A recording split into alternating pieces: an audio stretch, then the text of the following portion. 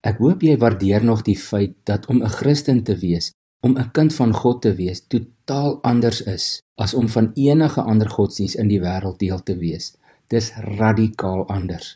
Daar is nie 'n ander godsdienst waar die mens in 'n intieme persoonlike verhouding met sy of haar Skepper is nie.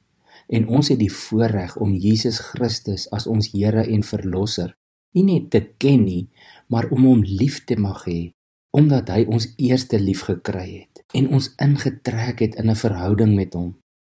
Ek en jy is geseënd om in 'n verhouding met die Here te kan wees. En dit is vir almal verskillend.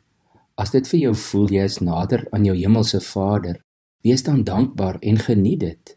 Hy is die beste Vader denkbaar, 'n miljoen keer beter selfs as die pa van die verlore seun daar in Lukas 15. En daardie pa is juis so 'n bietjie van 'n heenwysing na ons liefdevolle God, wat hardloop na sy kind toe, hom omhels, hom druk en soen terwyl hy hom vergewe.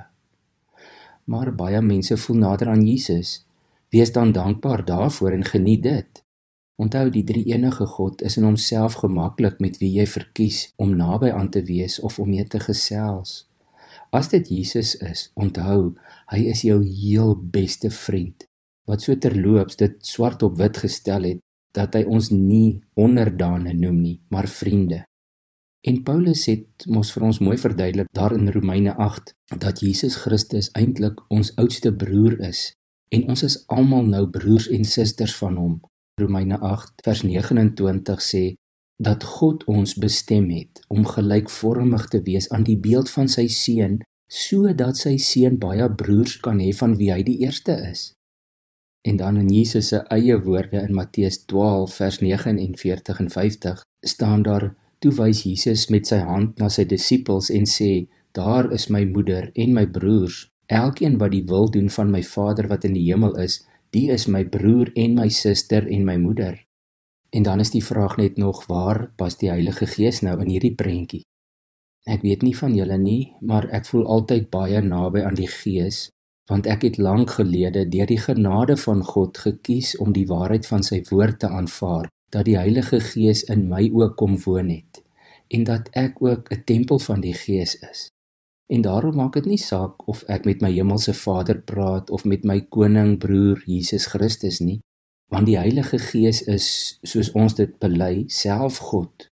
Paulus skryf in Romeine 8 vers 9, julle word egter nie deur julle sondige natuur beheers nie, maar deur die Gees, want die Gees van God woon in julle. As iemand die Gees van Christus nie het nie, behoort hy nie aan Christus nie.